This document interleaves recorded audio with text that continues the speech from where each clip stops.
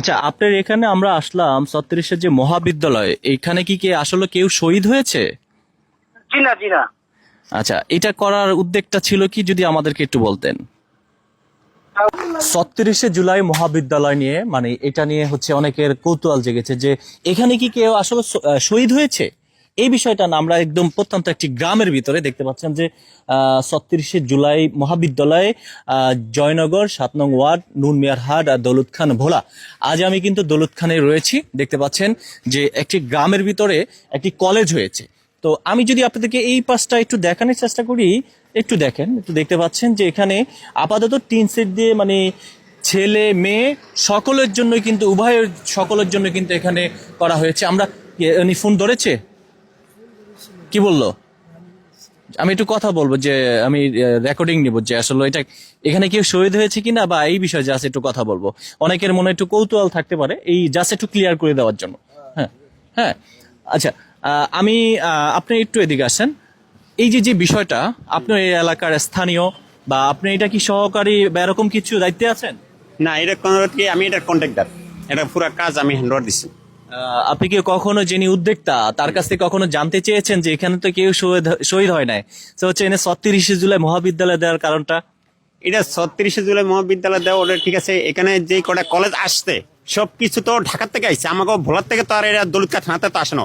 মন এটার সাকলো যাই ঢাকা, ওই ঢাকার থেকে এটার নাম বেরোইছে, ঢাকা থেকে নাম বের হয়েছে। দেখেছি। আচ্ছা, এটা তো ৫ আগস্টের পর ৫ আগস্টের পরে আইছে এগুলো ডিগ্রি। আচ্ছা, দেখাই আমি আপনাদেরকে জয়নগর ৭ নং ওয়ার্ড নুনমিয়ার হাট দৌলত খান ভোলা। অর্থাৎ আমি যদি আপনাদেরকে দেখাই যে এই রাস্তাটা একটু সামনেই, ২ কিলোমিটার সামনে চলে গেল হচ্ছে গিয়া উদয়পুর রাস্তার মাথা নামে, খায়রাট রাস্তা মাথা। সেই রাস্তা মাথা দিয়ে চলে গেল হচ্ছে গিয়া চরপেশনে, কিন্তু এদিক দিয়ে যাওয়া যায়। আর এদিক দিয়ে যে রাস্তাটা দেখতে পাচ্ছেন, এই রাস্তাটা কিন্তু একদম দৌলত খান উপজেলা, সেখানে কিন্তু যাওয়া যায়। অর্থাৎ দৌলত খান থেকে যে চরপেশন যাওয়ার যে একটি গ্রামের ভিতর দিয়ে একটি লিং রোড যেটাকে বলা হয়, সেই লিং রোড দিয়ে আমরা দেখতে পেলাম যে এরকম একটি মহাবিদ্যালয় ৩৬শে জুলাই।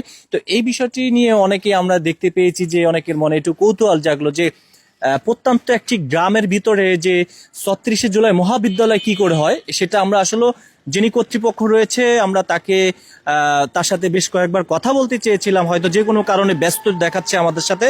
তো যারা যেখান থেকে দেখছেন সবাই ভিডিওটি শেয়ার করে দিয়ে লক্ষ মানুষকে দেখার সুযোগ করে দিবেন।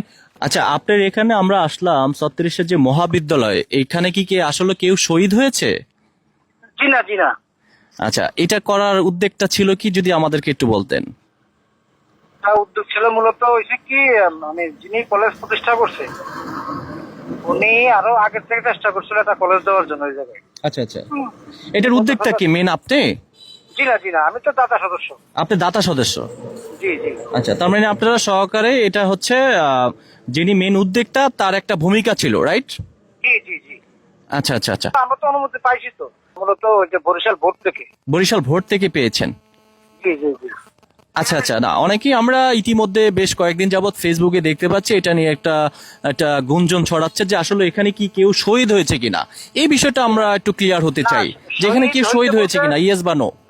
আমাদের এই জয়নগরের ভিতরে শহীদ আছে, কিন্তু আপনার ওই ৮ নম্বর ওয়ার্ডে একজন আছে, তারপর বড় মানিকের ভিতরে একজন আছে, আমাদের কাছাকাছি। আচ্ছা, ৫ই আগস্ট। জি, জি, জি, জি। আচ্ছা, আপনার নামটা? আমার নামটা মোহাম্মদ সাখাওয়াত হোসেন। শাকাওয়াত হোসেন ভাই, আপনাকে অসংখ্য ধন্যবাদ।